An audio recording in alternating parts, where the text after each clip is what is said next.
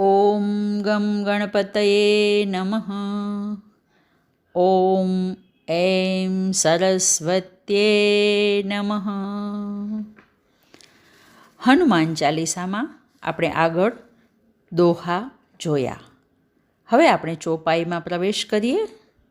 પ્રથમ ચોપાઈ છે જય હનુમાન જ્ઞાન ગુણ સાગર, જય કપીસ તિહુ લોક ઉજાગર.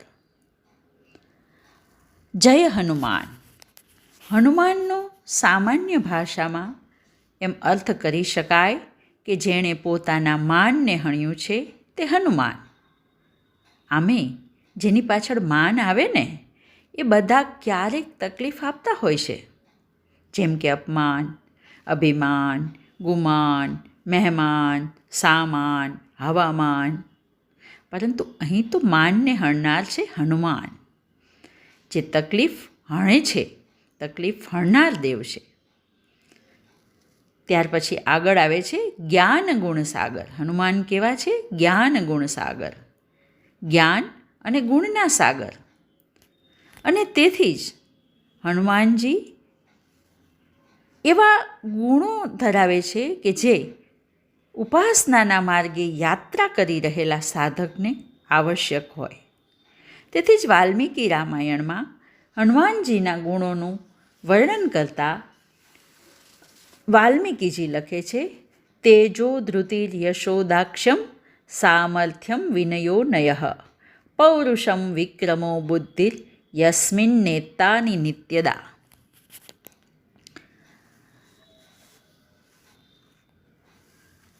હનુમાનજીના આ સદ્ગુણ સદાય વિદ્યમાન છે. તેજ, ધૃતિ, યશ, ચાતુર્ય, સામર્થ્ય, વિનય, નીતિ, પુરુષાર્થ, પરાક્રમ અને ઉત્તમ બુદ્ધિ. એ પછી છે જય કપીશ. અહીં કપીશ સંબોધન હનુમાનજી માટે કરેલું છે. કપીના ઈશ એટલે કે વાનરોના અધિપતિ. વાનર કેવળ વાંદરા નહોતા. કેનોપનિષદમાં વનપદ દ્વારા આનંદ બ્રહ્મની ઉપાસના વર્ણવી છે. તદ્ધતદ્વનમ નામ તદ્વનમિતિ ઉપાસિતવ્યમ. વનમનો અર્થ છે કલ્યાણ કરનારી શક્તિ, જેનું અંતિમ ધ્યેય જીવાત્માને મુક્તિ તરફ દોરી જવાનું છે. વને ભવમ વાનમ, વાનમ રાતિ ઇતિ વાનરઃ. વન નામક બ્રહ્મમાં જે આનંદ રસ છે તેનું નામ છે વાન. એ વાનનું જે આસ્વાદન કરે છે તે વાનર. અને આવા વાનર એ કપીશ હનુમાનજી. હવે આગળ છે તિહુ લોક ઉજાગર.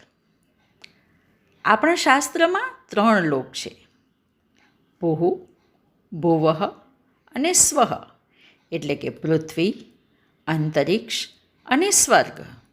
આમ શ્રી હનુમાનજી પોતાના જ્ઞાન અને ગુણના પ્રભાવથી 3 લોકને પ્રકાશિત કરે છે. આજે બસ આટલું જ. હરિ ઓમ.